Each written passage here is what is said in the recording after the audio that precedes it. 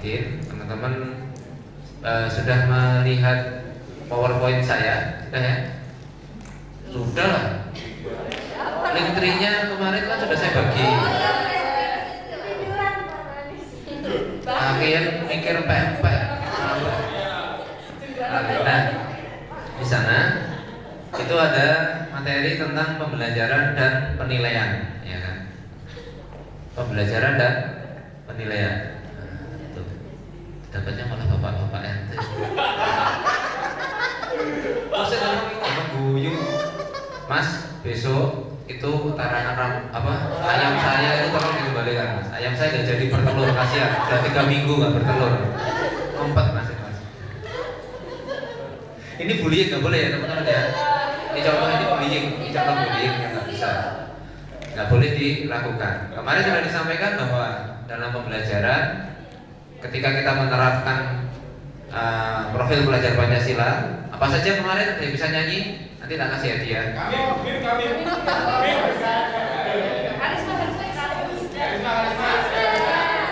Aduh, apa kemarin? Beriman, bertakwa, dan berakhlak mulia. Terus apa lagi?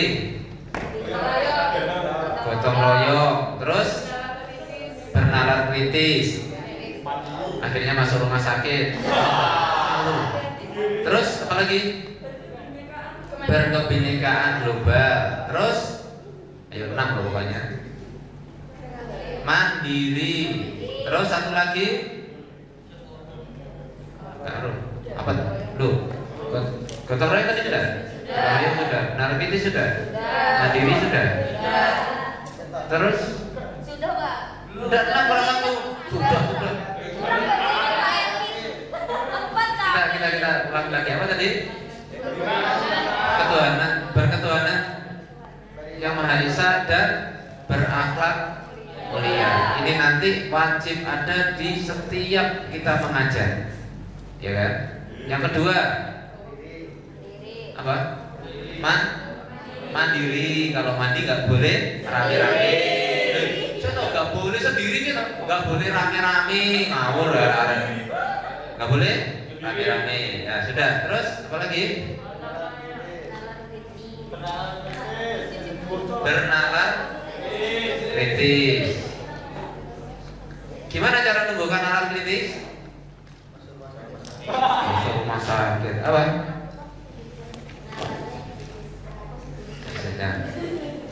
Kayak lagi. Ada ya?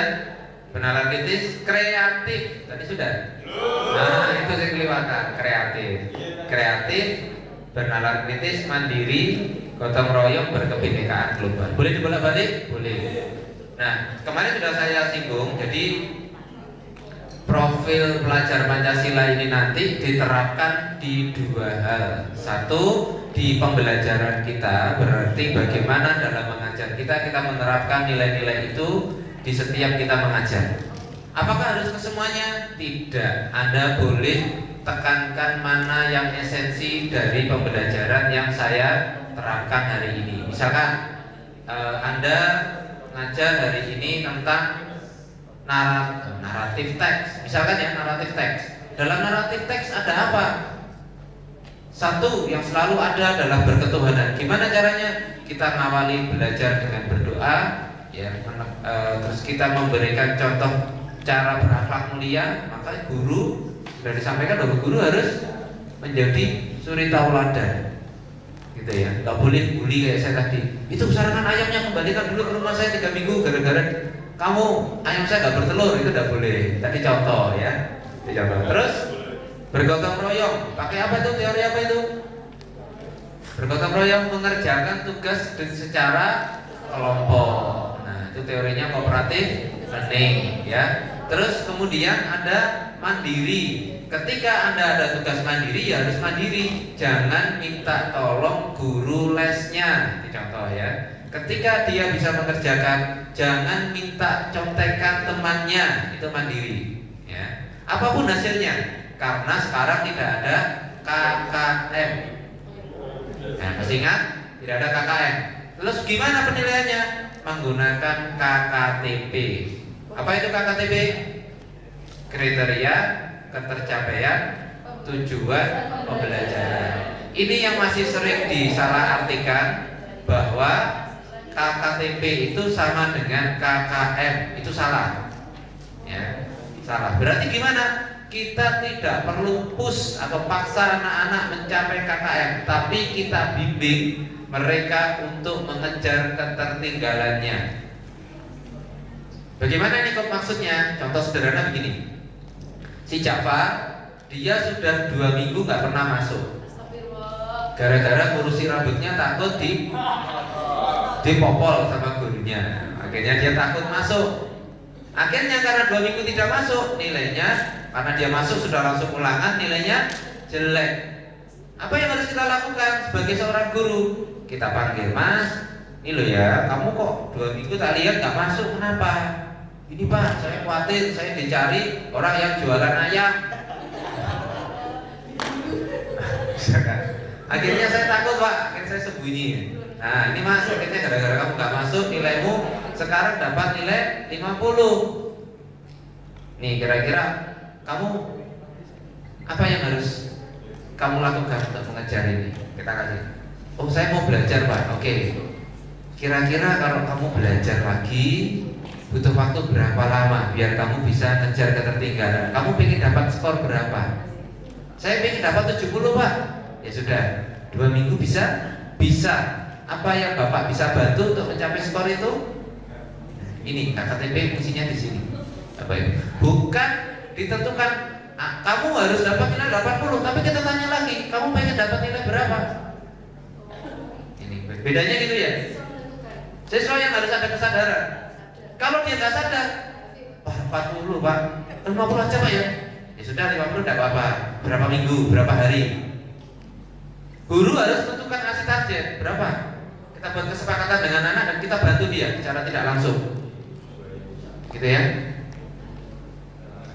Kalau anak ternyata tidak bisa diajak ngomong, maka tugas guru adalah mengarahkan, nah nilaimu ini masih rendah. Bagus sih bagus. Bagus, kita harus apresiasi. Tapi kamu juga harus berproses. Jangan sampai kita itu hanya memberi nilai bagus pada anak yang sudah pintar. Misalkan sebelahnya si Anisanto tadi, karena dia punya big boss di rumah, dia selalu sama big bossnya itu. Ya, bener toh? Bosnya itu big loh. Makanya kita sebut big boss. Anisanto, misalkan kata, kamu harus semangat, jangan malu-maluin big boss. Nanti kalau big boss mikir kamu jadi kurus, saya ditolak sama keluarga saya.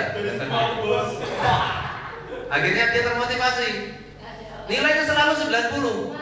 Maka kita selalu apresiasi. Bagus loh, kamu harus niru si Anisanto. Tidak bisa. Kalau kita ini yang kita tentukan, maka kita bukan memotivasi tapi menghancurkan semangatnya. Ya teman-teman. Jadi harus dibedakan. Jangan niru lagi, mohon maaf, gaya guru-guru kita pada saat sekolah dulu. Selalu yang diperhatikan yang pintar-pintar terus. Kalau anak pintar, oh enggak usah kamu motivasi, wis tau mesti bisa pintar. Iya kan? Sekarang yang kita motivasi siapa? Yang nilainya masih rendah-rendah itu. Itu kewajiban kita itu mendidik itu ya gitu, mendidik dan mengajar. Jangan sampai kita itu mendidik hanya yang pintar-pintar saja atau yang sering kasih kita. Misalkan Anisanto sering ke rumah saya, Pak terima kasih ya, ini saya hari ini panen loh, saya kasih ini pempek 5 bungkus. Pak terima kasih ya, hari ini keuntungan saya banyak, Bapak gak pengen nyucikan di tempat saya. Misalkan harus cuci dewe. Ini contoh ya. Karena dia sering seperti itu, anak ini kita perhatikan. Ini tidak boleh teman-teman. Gak boleh ada tendensi. Makanya mohon maaf, kenapa saya sering larang teman-teman main ke rumah saya. Ya, gak usah, mending ketemu di kampus. Kenapa? Karena saya khawatir ada tendensi itu. Mending saya yang main ke rumah Anda. Kayak kemarin ketika saya ke rumahnya Niko, kok gak usah repot-repot. Jangan sampai saya datang itu merepotkan Anda. Guru harus berperilaku ngapunten ya. Saya ingin kasih contoh dulu. Kita harus berperilaku seperti itu. Jangan sampai kita ini membuat orang lain repot. Kalau bisa kita bantu dia. Gitu. Jadi kalau pas Anda datang ke rumah saya kayaknya air gitu. Gini sampean. Itu maksud saya, kalau saya pas Anda ya mesti tak suguhi. Maka biasakan kita itu menjadi orang yang bisa memberi, bukan meminta. minta, kalau bisa kita melayani sebagai guru, jangan minta dilayani. Contoh sederhana gitu. Contoh sederhana gini, ini yang paling masalah. Nak, tolong ya, tas saya dibawain. Jangan ya. Nak, tolong tas saya dibawain ke mobil. Gak boleh. Nak, tolong ya, tugasnya dibawain. Ini hal sepele, tapi ini gak bagus teman-teman. Ya, usahakan, kecuali bener teman-teman repot banget.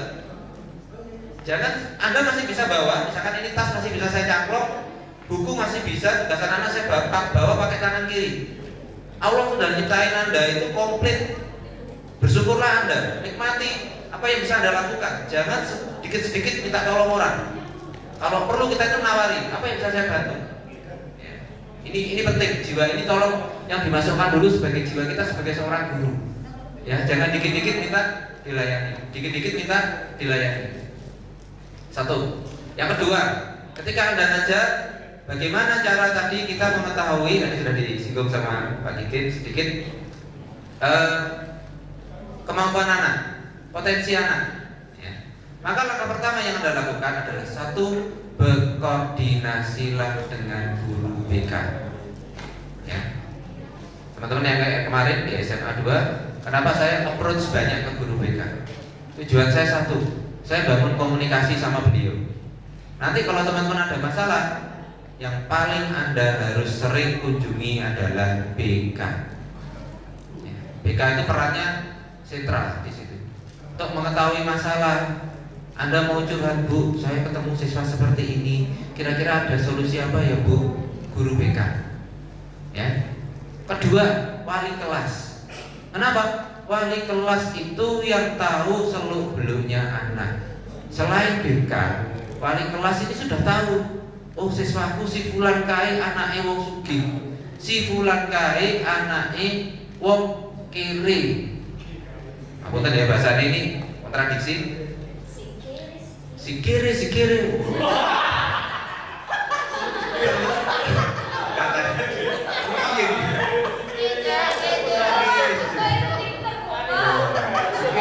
Kalau ada kiri saya kanan saja ya.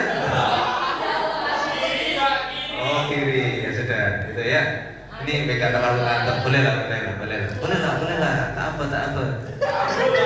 Sudah. Ini ya, saya lakukan tahu aplikatifnya gitu ya teman-teman. Jadi tolong Anda sering berkoordinasi dengan mereka. Mereka akan sangat senang gitu loh. Ya kalau ada ngerepoti ya sekali-sekali ngasihlah guru BK ya. Karena kita ngerepoti kan, ya nanti kasih apa, coklat lah, apalah. Ya kenapa sih manusia itu kan seneng ya kalau disenangkan gitu loh. Maka ketika Anda minta tolong orang, jangan juga sungkan untuk memberi sesuatu. Meskipun itu hal sepele. Ini prinsip dalam hidup kita. Jadi ini sedekah kita yang langsung tampak seperti itu. Jangan nunggu orang lain minta, tapi kita yang harus peka seperti itu. Jadi guru itu dulu konsepnya. Maka konsep Ki Hajar Dewantoro adalah bagaimana seorang guru itu melayani, menghambakan dirinya. Ada kata-kata itu yang dulu pernah ditentang oleh teman-teman guru. Seorang guru ketika menentukan saya jadi guru, maka saya harus menghambakan diri saya untuk pendidikan. Maksudnya apa? Kita sadari bahwa murid-murid kita itu, mohon maaf, mereka cara tumbuh kembangnya tidak sama. Ada orang yang dia itu seperti kedelai. Maksudnya apa? Cara perlakuannya seperti si Malika. Contoh ya. Anda nggak bisa merawat Malika ini disamakan Anda merawat jagung. Anda nggak bisa merawat jagung itu sama dengan tebu. Maka dididik kita itu seperti itu. Yang dimaksud bahan adalah kita harus sadar bahwa kebutuhannya dia tidak sama. Tebu nggak bisa diileni air terus, ya kan? Si kedelai tidak sama cara nanamnya dengan berambang. Berambang harus disemprot setiap hari. Coba Anda bilang, waduh capek saya. Kamu nggak manja sekali. Jadi apa? Bawang. Kamu harus saya semprot setiap hari. Airnya harus saya perhatikan. Saya nggak mau seperti itu. Kamu manja. Apa yang terjadi? Matilah si bawang ini. Nah, ini apa sebenarnya? Refleksi buat kita teman-teman. Jangan sampai kata-kata kita membunuh tumbuh kembang si anak. Jangan sampai kata-kata kita membuat anak kemudian membenci kita. Ya. Makanya saya selalu katakan, kita tidak tahu dari mana sumber atau cara masuk kita nanti masuk surga. Bisa jadi gara-gara saya nolong si Anisatun, ya misalkan sepele saja dia mendoakan saya 1000 kebaikan. Boleh? Siapa? Anda pilih siapa di sini? Nah, Anisatun kita. Paksa dia harus mau ya Pak ya. Loh, maksa, jangan maksa.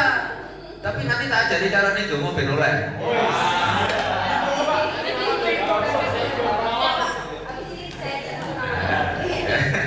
Itu nyatanya begitu ya. Jadi ini contoh siapa tahu gara-gara itu kita bantu contoh sederhana gini. Anisatun dia masih bingung, kebingungan. Kemudian kita kasih solusi. Nah, ini loh nak, kamu bisa begini, kamu bisa begini. Nah, siapa tahu dengan itu anak ini tertolong, dia termotivasi. Ya, itu ya teman-teman ya. Jadi nggak harus smart dulu jadi guru. Anda nggak harus jadi smart. Ya smart itu iya deh. Kalau nggak smart gimana Pak? Nggak harus smart, tapi think smart itu penting. Ya kan, think smart itu penting, tapi nggak harus smart. Ya, nggak harus smart, ya kan? Maka pertama kali tadi kan berakhlak mulia, maka akhlak itu dulu ya. Sudah, kemudian teman-teman kita masuk sekarang ke masuk ke pembelajarannya. Pertama tadi kemarin kita apa yang dilakukan? Kita melakukan assessment diagnostik. Ya. Untuk mengetahui apa assessment diagnostik itu? Kemampuan dasar siswa. Dengan cara apa? Buatlah 10 soal. Nah, 10 soal. Silakan ditulis 10 soal. 10 soal. Nah, 2 ambil dari CP esensial. CP esensial yang kita ajar sekarang. Berarti sekarang kita ajar anak kelas berapa? Kelas 10. Maka ambil 2 soal dari CP esensial di kelas 10. Loh Pak, mereka belum belajar. Tidak masalah. Justru karena mereka belum belajar, kita ingin tahu apakah anak sudah memiliki kemampuan untuk berpikir ke sana atau belum. Apakah anak sudah bisa atau belum. Gegek nanti anak itu ternyata anak pintar-pintar. Kita nyepelekan kadang-kadang. Loh Pak, ini analytical expository loh Pak. Loh, tidak apa-apa, siapa tahu anak sudah pernah baca. Jangan batasi dengan suudon-udon dengan kata-kata suudon bahwa anak belum tentu bisa, anak bodoh, anak macam-macam. Kita hilangkan kata-kata ini. Dulu ya, 1. Berarti bikin. Kalau nggak bisa, ya tidak apa-apa. Memang belum diajarkan. 1 ya. Kemudian ambil 3 dari semester sebelumnya. Berarti kelas berapa? Kelas 9. CP-nya apa? Kamu cek nanti. Oh, kelas 9 ada naratif, misalnya, ada recount, ada ini. Ya kita ambil 3 soal tentang KI di kelas 9. Pak, kalau nanya dulu pakai K13 berarti kita pakai apa? Pakai KI-nya di kelas 9 dulu, pakai model K13. Tuh ya. Jadi kita harus ikut, kita harus tahu dulu. Oh, berarti SMA kemarin rata kelas 9 kan belum. Berarti kita ambil kemampuan atau KIKD di kelas 9. Kita ambil 3 soal. Kemudian ngambil lagi 3 soal. Semester berapa? Semester ganjil. Tadi kan genap, ganjil, betul ya. Terus kemudian selesai ngambil lagi 2 soal dari kelas 8 semester genap. Ya, kamu tadi kan sekarang semester berapa? Semester ganjil. Ini yang misalkan semester ganjil 2. Ambil berapa? 3 di semester genap kelas bawahnya. Terus ngambil lagi kelas berapa? 3 lagi semester ganjil. Kan habis genap ganjil. Gitu ya. Ambil 3. Setelah itu ngambil lagi 2 di semester genap. Intinya itu 2, 3, 3, 2. Soalnya apakah harus pilihan ganda? Pilihan janda. Oh, lali nih. G diwaca apa? J. J. Geren diwaca J. Berarti pilihan janda. Ya asik ya. Itu ada semangat sekali kalau disuruh pilih janda. Saya nggak mau pilih janda. Kenapa? Nah, kasih. Iya. Katanya janda luar biasa. Biasa di rumah kan ya.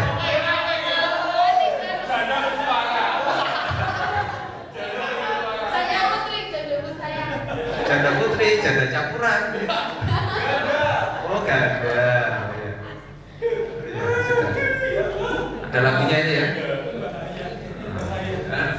Pak Kitin suka yang janda atau yang ini?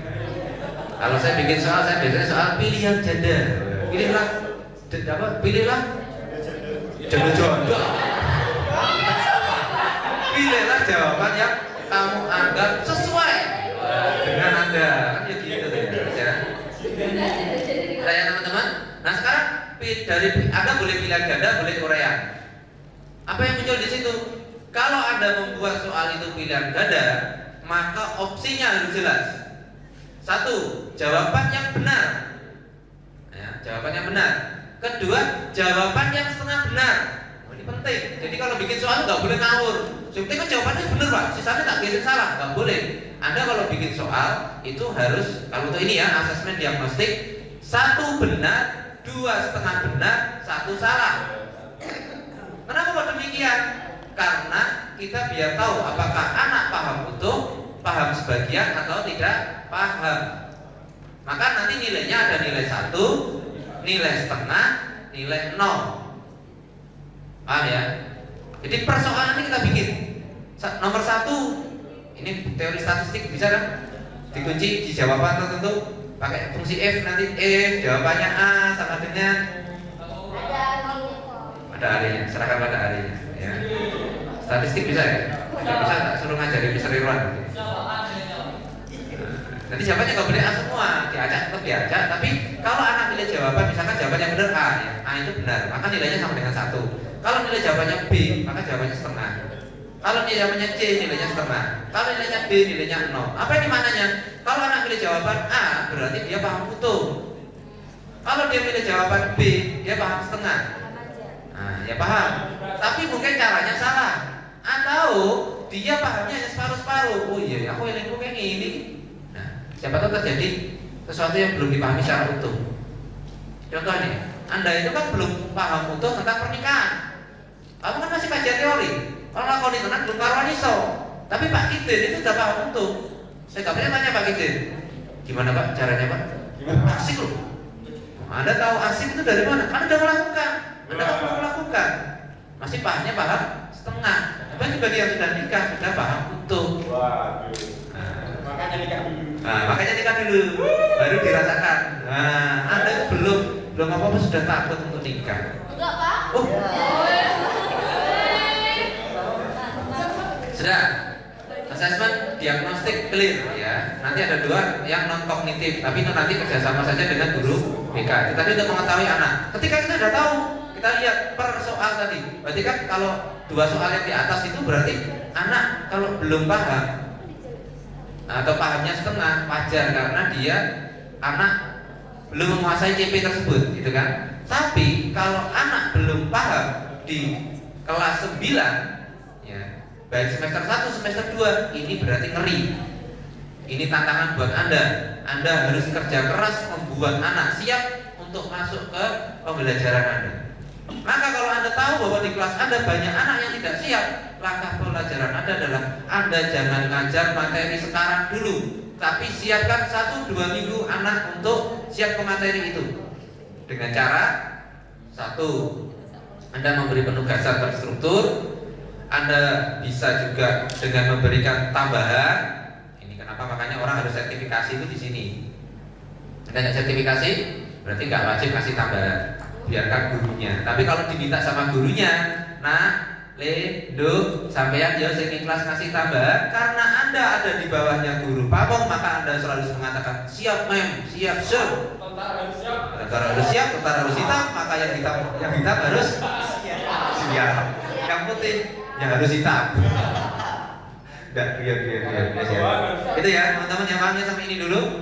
Maka dari situ Anda tahu. Kalau sudah siap gimana? Ya sudah, kalau siap enak, berarti gampang, tinggal cus. Nah, ini. Makanya nanti dari sini kita itu tahu anak kita itu petanya seperti apa. Yang kedua, cara mengetahui gaya belajarnya adalah dengan menggunakan tes gaya belajar. Silahkan cari di internet. Anda ketik aja tes gaya belajar. Ada banyak, ada kurang lebih 3 atau 2 ya. Kalau nggak ada internet, Anda bisa gunakan cetak, ngeprint, pilihan ganda juga ya soalnya. Nanti silahkan dikerjakan, anak minta kerjakan. Setelah itu ada rekap. Kalau nanti jawabannya banyak yang A, intinya apa? Kalau dia nanti jawabannya banyak yang B, intinya apa? Kalau nanti jawabannya C, maka apa? Sudah, itu aja, nggak usah banyak-banyak nanti ya. Jadi ada yang kertas, ada yang online. Setelah itu suruh mereka, kalau online suruh ngacung. Sekarang tadi dari hasil itu siapa yang gaya belajarnya adalah psikomotor, angkat tangan. Kamu langsung tulis A, B, C, D. Oh ini yang berarti yang psikomotor. Yang kinestetik siapa? Angkat tangan, langsung ditulis. Dari sini Anda nanti punya data bahwa anak bisa saya kelompokkan berdasarkan gaya belajarnya. Ada? Sudah ketemu di situ? Nanti kalau Anda nggak punya, japri saya. Oke, ketua kelompoknya saja nanti, japri, jangan semuanya. Ya. Baik ya, yang pakai props itu loh, ada ya? Nah, oke, nah. Lanjut sekarang, ajar. Ajar yang pertama kali Anda lakukan adalah Anda harus tahu CP-nya. CP itu sama dengan KI atau KD. Silakan dibuka, sudah disediakan oleh teman-teman, tapi ambil yang bahasa Inggris saja. Silakan, sudah dicari di Linktree IKM SMA. Ayo dibuka. Enggak bisa buka, tak buka loh. Wes, kesuruh, coba Arep PPL kewango gak ngerti kumpul. Besok awas ya, kalau sampai guru pamong ada yang protes ke saya, muridnya Pak Erwin ngisi di sini, awas ya. Baik. Ini kalau kamu bisa, kamu nanti loh, jadi narasumber bisa akhirnya, ya. Oleh samu ke sekolah. Ya, tanya kepada teman-teman yang tak tunjukkan. Coba. Iko nih. Ya kok, kira-kira kok, ini kok 10 juta. Harus gak usah diomong nih, potongannya gak usah diomong nih. Tapi kan 10 juta, bener toh? Ya wes, itu contoh. Kira-kira masai apa? Masai kurikulum teman-teman ya. Menguasai. Lumayan, karena tinggi itu putaran kita. Wes ya, nah ini saya ceritain biar teman-teman semangat ya. Ada 10 juta, lumayan. 2 hari dapat 10 juta, potong aja. Masih kayak sih kelihatan dibandingin ya. Potongannya lebih banyak daripada yang diterimakan. Tapi kan ditransfer 10 juta, berarti kan di cashback gitu. Bukan saya loh Pak. Kalau kita cashbacknya gitu Pak. Sudah ya teman-teman, sudah ketemu CP-nya. Nah, teman-teman, apa yang harus kita lakukan setelah kita menemukan CP kita? Anda baca dulu nanti keterangannya. Bahasa Inggris itu Anda baca, di sana ada namanya BKOF, MOT, G-code dan E-code. Apa itu? BKOF adalah kita bisa building knowledge of the text, berarti kita belajar dari contoh-contoh yang ada. Ya. Dari ada yang kembali BKF itu building knowledge of the field, berarti kita punya namanya background knowledge. Background knowledge itu apa? Skemata. Tahu skemata? Apa skemata? Skemata. Ske motor.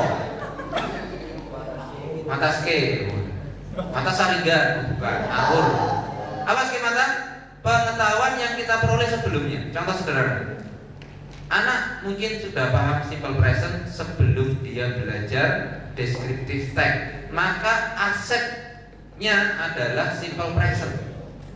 Kedua, anak sudah tahu kosakata tentang daily activity, maka itu adalah aset bagi si anak untuk belajar apa? Descriptive text.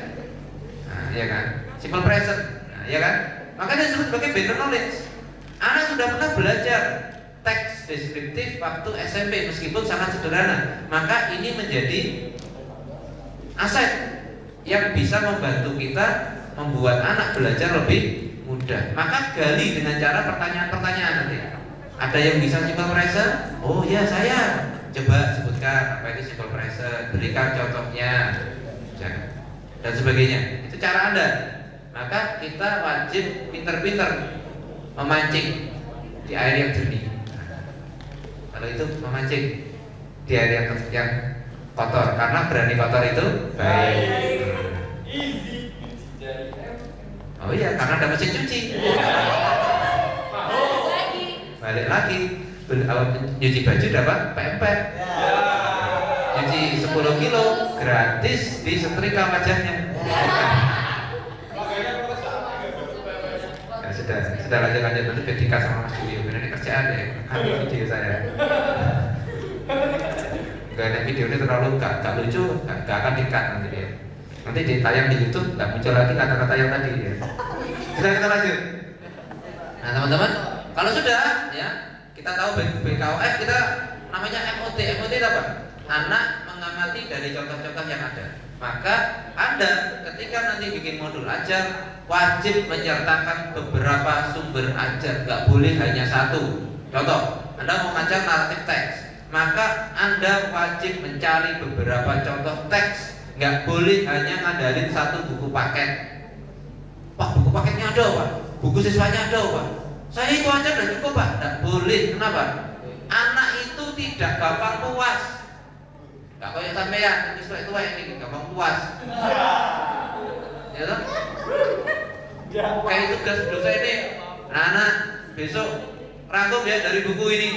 Kok banyak banget Pak? Ini tandanya orang gampang puas. Bojone masak sambal goreng kok gampang puas. Jadi lu bisa apa ya, Pak? Terus jobo. Akhirnya nek ngono aku tak golek yang jobo. Makin di rumah ya. Nah, ini biar ya teman-teman ya. Sudah lanjut. Nah, gak santai. Terus kalau sudah, Anda wajib menyertakan apa tadi beberapa contoh. Contohnya bisa berupa teks, bisa berupa video. Loh, maksudnya teks Pak, modelnya the teks. Teks itu maknanya dia contoh teman-teman. Maka banyak-banyakilah contoh gitu. Semakin banyak kita tadabbur pada contoh-contoh itu, anak gampang sekali mengambil dari contoh yang ada. Karena contoh gini loh.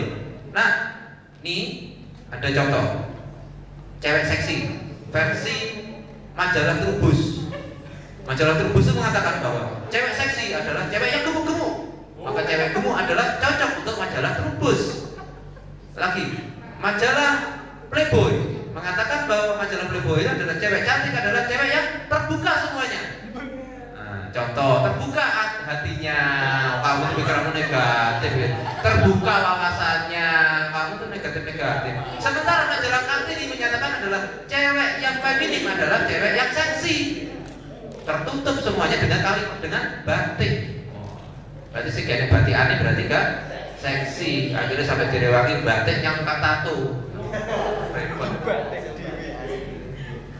Akhirnya tuku panu batik alami. Pak, ini memelihara sesuatu yang bisa dipelihara. Oke, ya lanjut ya.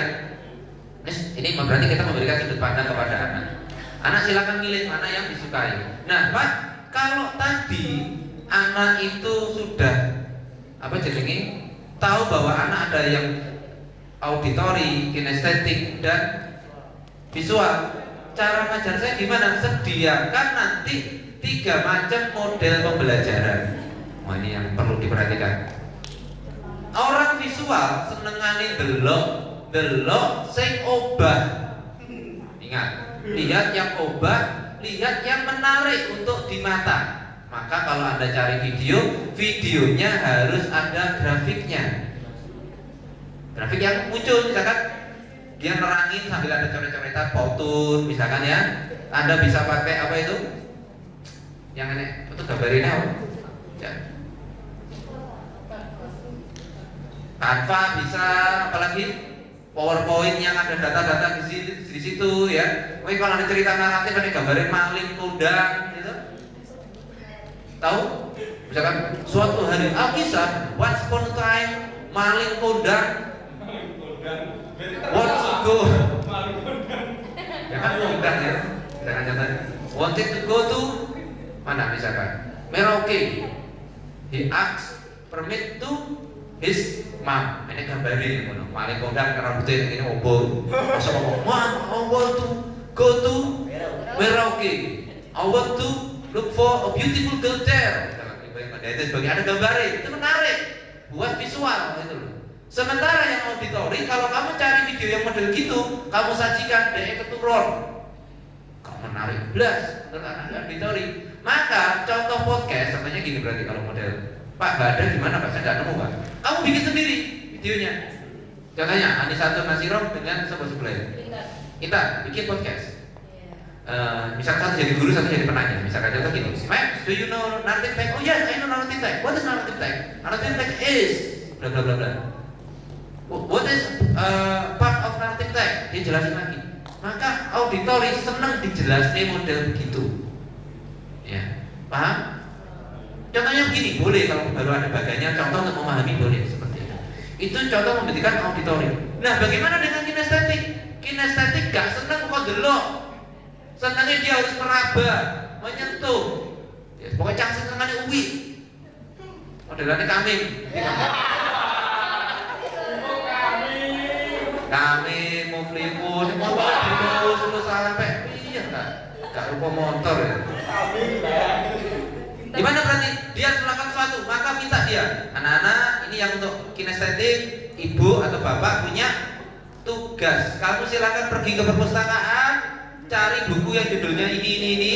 Kamu amati halaman sekian, kamu bikin resume, nanti kembali ke kelas pukul 8.45.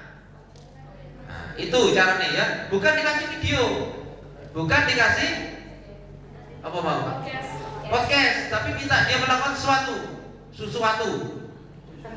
Paham? Wes? Itu penekanannya di situ. Itu untuk kinestetik. Ketika Anda sudah melakukan itu, maka Anda sudah melakukan dua macam diferensiasi. Diferensiasi secara konten dan diferensiasi secara proses. Yes? Jadi bagaimana yang visual? Ada langkah-langkah yang dilakukan. Nah, silakan ditonton link berikut, kemudian bikin resumenya, ya. Nanti kita diskusi. Yang anak apa itu? Auditori. Nah, silakan tonton podcast berikut, atau kalau nggak bikin videonya ya langsung kamu ngomong ke anak yang auditori. Ayo anak auditori kumpul sini. Yang visual silakan keluar, kamu ke sana nonton di bawah pohon. Dia kerak di sana. Silakan ya. Yang kinestetik, ayo ke perpustakaan.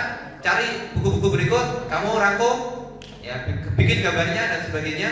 Setelah itu nanti 8.45 semuanya kumpul di sini. Yang auditori nggak sempat ada podcastnya, kamu langsung ceramah di depan mereka. Nah, paham? Clear. Berarti kamu sudah melakukan diferensiasi konten dan proses. Ya. Kamu sempat jadi direkam itu suaranya, rekamannya itu tadi ya. Kalau sudah, ketika dalam proses, kamu tinggal minta anak untuk saling konfirmasi. Kamu bisa menggunakan gaya apa di situ? Peer teaching, pakai kocone kuwi ya, peer teacher ya. Teacher bisa, atau kamu pakai model kayak itu loh. Jigsaw. Ayo kelompok sini kumpul sana kelompok saling konfirmasi. Kalau memang nggak jelas, guru fungsinya hanya tinggal mengkonfirmasi. Ayo dari pembelajaran yang kamu lakukan tadi, apa yang kamu pahami tentang naratif? Langkah-langkahnya bagaimana dan sebagainya. Nah, itu ngomong di pembelajarannya. Kalau sudah, nanti teman-teman buat apa di situ? Assessmentnya. Assessment tadi dari situ Pak Kitin, tes dan non tes. Nanti kita bahas apa bedanya sumatif dan formatif. Tapi kita kembali lagi ke CP lagi ya. Sudah ya, CP-nya sudah ketemu bahwa dalam 1 tahun, enak ya? Di fase E itu CP hanya untuk 1 tahun, sementara untuk F dia dibagi 2 tahun. Anda nggak perlu bagi lagi. Tipe E itu hanya untuk 1 tahun, maka kamu tinggal bagi CP ini mana yang saya ajarkan di semester ganjil, mana di semester genap. Maka Anda nanti di langkah ini kamu konfirmasi dengan guru pamong, bukan kamu yang nonton nih. Paham? Jadi kamu cuma perlu baca CP-nya apa, kamu lihat materinya apa kira-kira. Kemudian kamu tanya, Bu, untuk ini mana yang untuk semester ganjil, mana untuk semester genap? Karena kamu ngajar cuma 1,5 bulan, kamu paling-paling cuma dapat 1 CP. Paling loh ya, saya nggak tahu tergantung gurunya. Nah, bis, ya, tapi nek kali gurunya minta, nah kamu kan anak Pak Erwin, nek kono gekno selama setahun, dan ibu itu kan gitu. Ya, maka itu menjadi tugas Anda untuk membuatkan selama 1 tahun. Ya, berarti rezekimu ya, sing pinter awakmu, wis paham? Gak usah ngeluh, cukup itu aja ngeluh.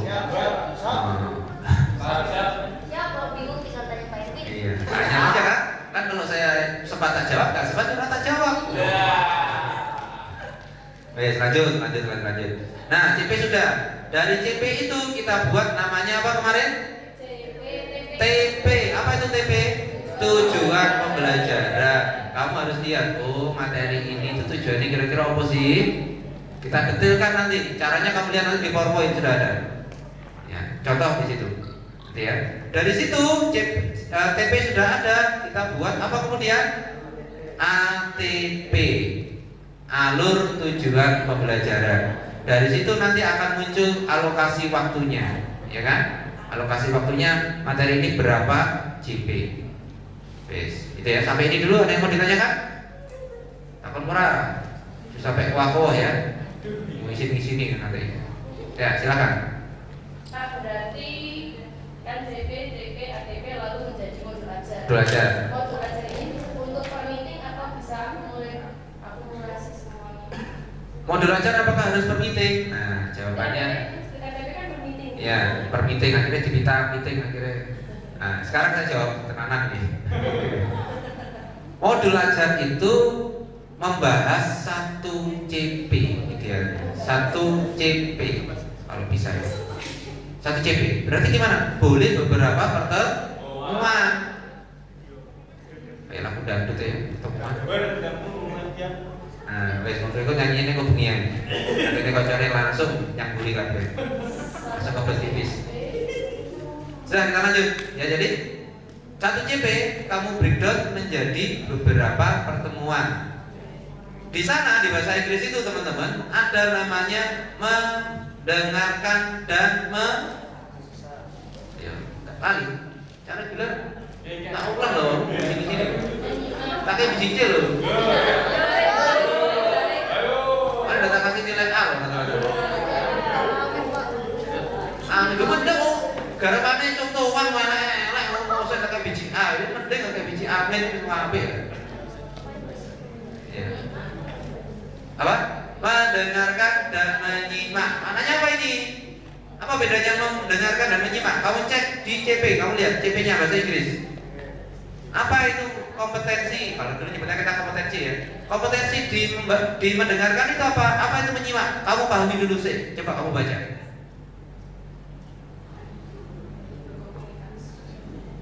Ini teman-teman Pak, kita bisa mulai.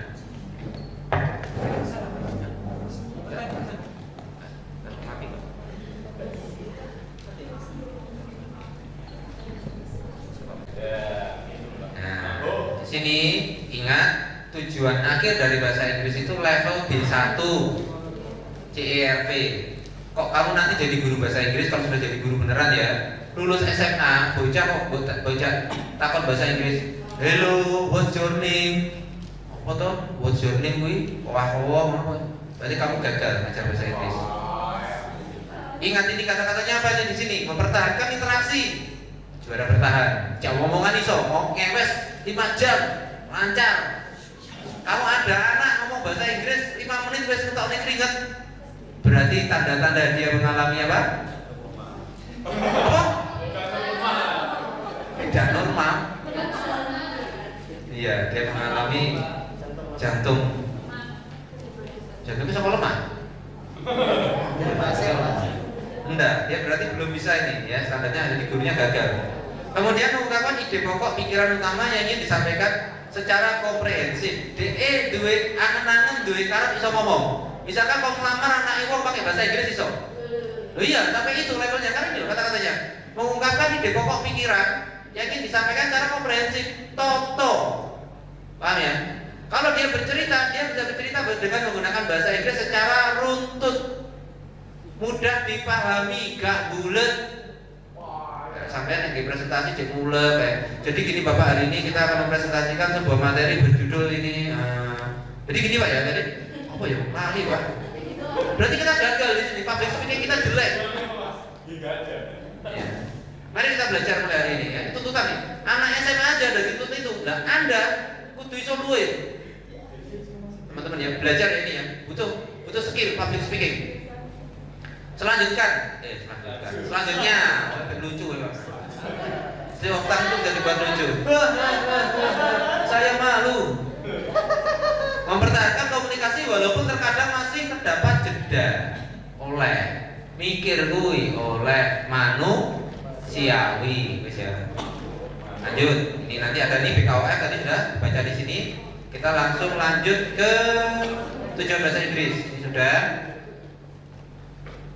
Karakteristik, ada teks. Teksnya yang harus dikuasai anak sampai lulus SMA. Narasi, deskriptif, eksposisi, prosedur, argumentasi, diskusi itu bukan berarti berdiskusi loh ya. Teks discussion, mendiskusikan sebuah objek dari dua sudut pandang. Ya. Wis tahu? Berarti lulusan STM. Sekolah kejar paket. Ya betul, orang SD ya. Paket? Paket. Ya, lanjut. Wah, rasa terus nih. Open BO enggak?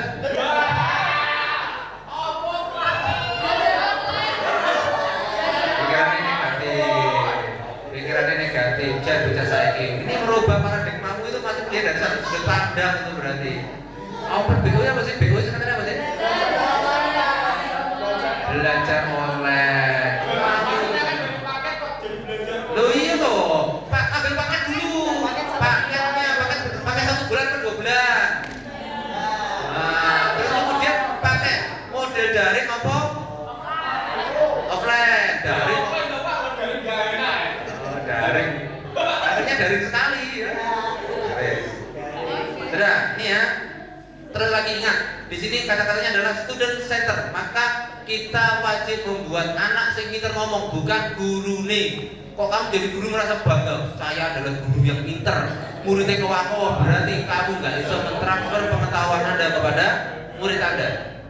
Maka guru sing pinter, guru nih yo pinter, muridnya yo ngului pinternya guru nih. Itu di situ. Lanjut. Nih, lihat, menyimak. Kemampuan memahami informasi, memberikan apresiasi, ya. Nyimak itu gak hanya sekedar ngrungokne tok. Kamu di listening, kok iso ngrungokne tok? Ditakoni, apa sih ngrungokne? Embo gak ero. Hati-hati sampean. Gejala telinga Anda buntu. Ya, lanjut. Memberikan apresiasi kepada lawan bicara. Maka menyimak atau mendengarkan itu adalah ada apa? Sesuatu yang masuk ke telinga kiri atau kanan dicerna oleh otak dan Anda bisa merespon.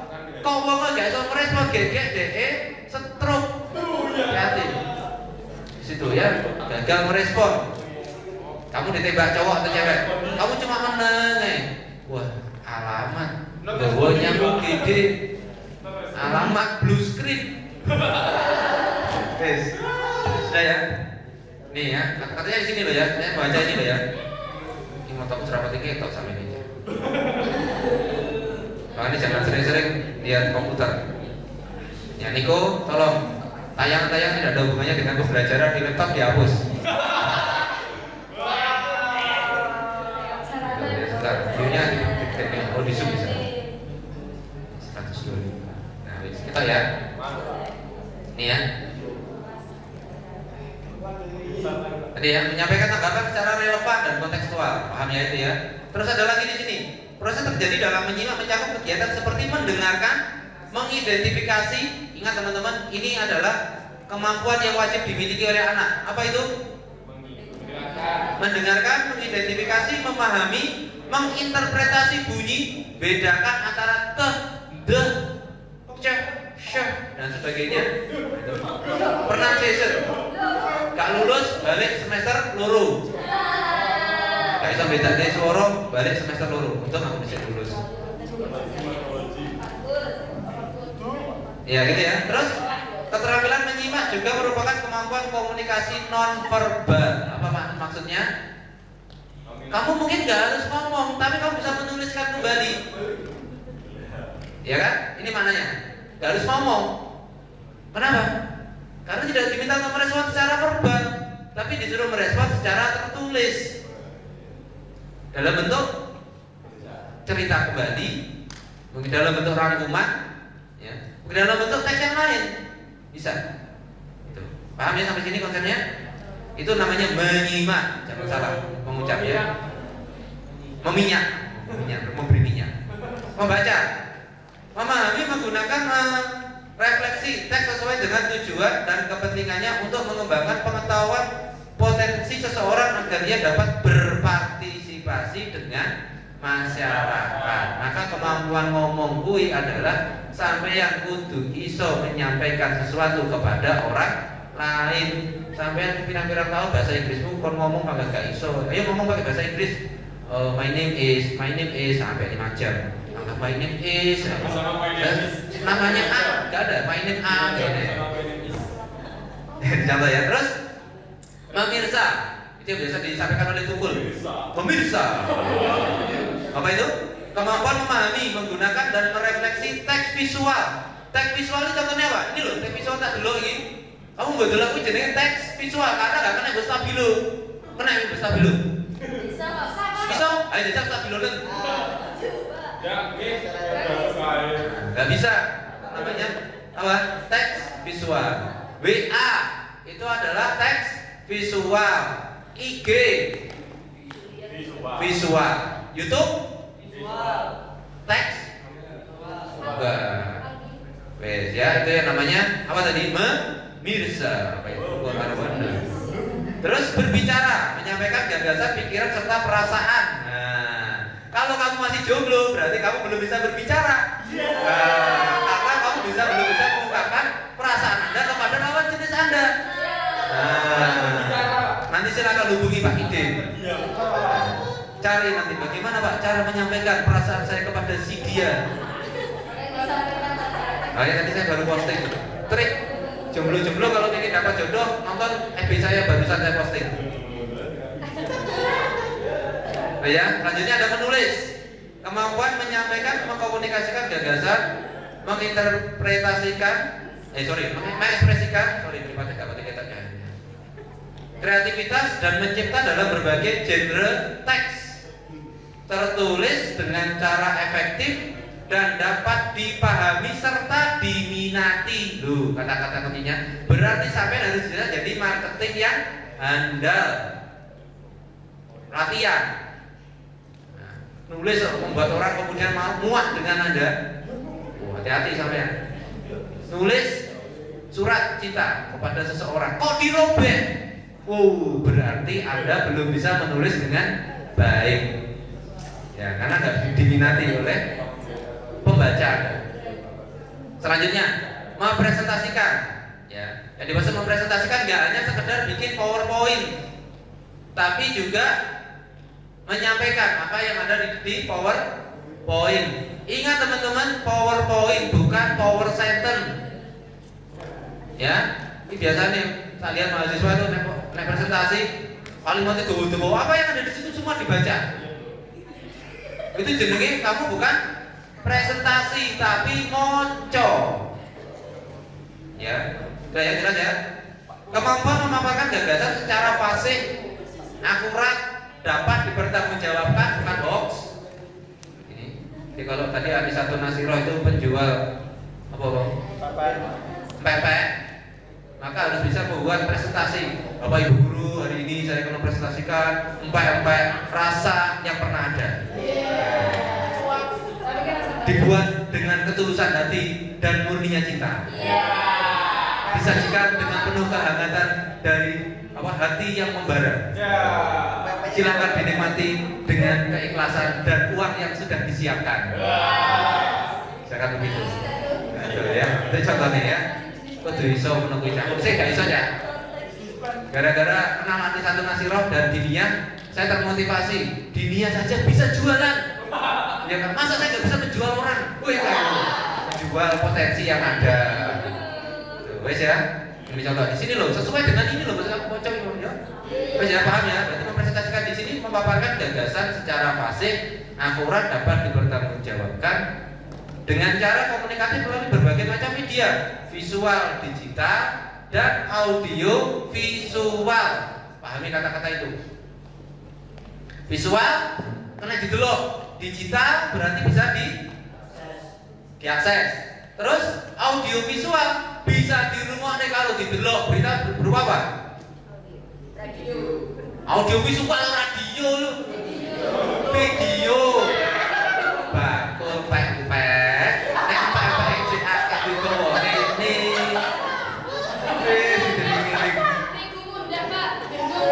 terigu muda, saya sok gawe nang jero terigu ya. Oh, pasir. Kok ora tau pasir. Wes ya teman-teman, mari kita lihat di fase E. Nih, menyimak. Menggunakan bahasa Inggris untuk berkomunikasi dengan guru, teman sebaya dan orang lain dalam berbagai macam situasi dan tujuan. Mereka menggunakan dan merespon pertanyaan. Berarti ada apa proses apa di situ? Ada proses apa di situ? Ayo, tanya, jawab. Ya, menggunakan dan merespon pertanyaan, tanya jawab ya. Menggunakan strategi untuk memulai dan mempertahankan percakapan dan diskusi. Maksudnya materi itu perlu digali lebih lanjut. Kata kuncinya ya, gak hanya sekedar dulu presentasi dok. Anak-anak, bapak ibu guru hari ini akan memutarkan sebuah video atau podcast. Tolong disimak baik-baik. Video ini durasinya 50 menit. Ketika sudah selesai, teng, ya karena sudah selesai anak, nanti PR bayangkan ngeprank dulu nih. Masa 50 menit kok ngurungokne terus? Apa gak ya kupingnya langsung budek? Turu. Makanya guru itu singkatan yang terbaru adalah diguyu lan ditinggal turu. Nanti saya hati-hati sampai nanti terjadi pas aku keliling di sekolah, lihat murid yang sing guru nanti ternyata harus yang tidur Pak. Beda lanjut ya. Itu ya. Terus pertanyaan diskusi ya, memahami, mengidentifikasi ide utama. Maka nanti yang perlu Anda tekankan kepada murid Anda adalah anak-anak, apakah ide utama dari apa yang kita diskusi. Mereka anak harus bisa memahami apa tadi? Ide utama. Terus kemudian apa lagi? Detail. Detail itu apa? Supporting idea. Masih ingat supporting idea dari mana dapatnya? Bangun pepek jadi kesro. Nanti hukumannya besok Senin ngirim pepek ke semua teman-teman yang ada di sini. Sistemnya adalah COD. Harganya berapa Mbak? 5.000 Pak. Naik 20.000 dua. Dua paket? 2 biji. 2 biji? Dua ini Pak, 2 pieces. Oh. 2 pieces. 2 biji. Tak ini gede. Oh, Ada promosi ini ya. Aku sebenarnya langsung dapat kiriman itu. Terus kata loh, saya itu tanya teman-teman sekali presentasi 10 juta ya. Kamu nyadar saya? Nggak diam-diam. Wes lanjut aja.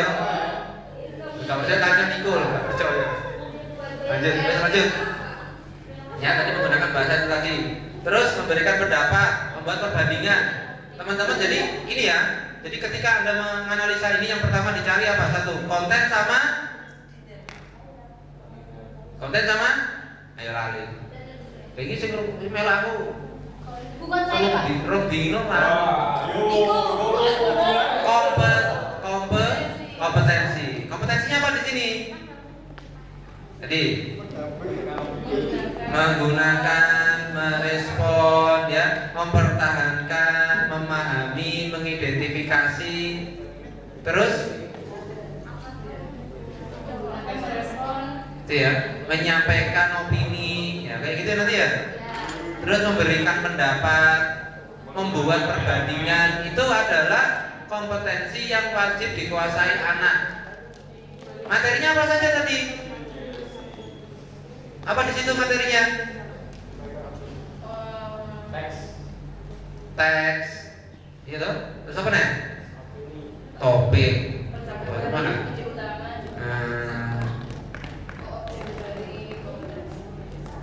Percakapan, ada diskusi, berarti ada percakapan dan diskusi. Percakapan berarti model dialog, ya. Terus apa lagi? Presentasi, kan ada beberapa video yang dia bisa tonton mengenai topik yang dekat dengan kehidupan pemuda. Ingat kata kuncinya, topiknya berdekatan dengan pemuda. Berarti ngomongnya apa? Oke. My beloved love. Misalkan. My lecture, my enemy.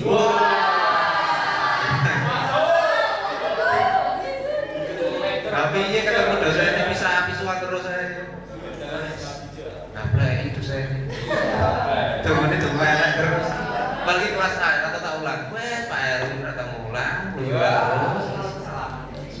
parutan. Ya, kayak biji amin bisa. Upload ya. Kamu dapat apa? Oh enggak kata ulangi. Nah, Rek. Upload biji apa? B plus. Orang nunggu tugas. Lupa orang nunggu tugas tak kayak kita mulu lo mending. Ana lho tidak nunggu tugas wis akal-akalan dimaksud jalur tugas wis biji ya supaya tugas akhir gak numpuk.